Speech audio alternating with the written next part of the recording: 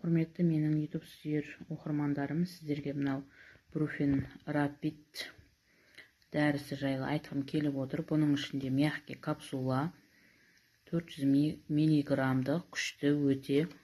Мына производитель өндірген жері Индия, Үндістан. Бұл негізінде өте күшті дәрі болғандықтан біріншіден ыстықты түсіреді екен, тез, үлкен адамдарға, балаларға болмайды.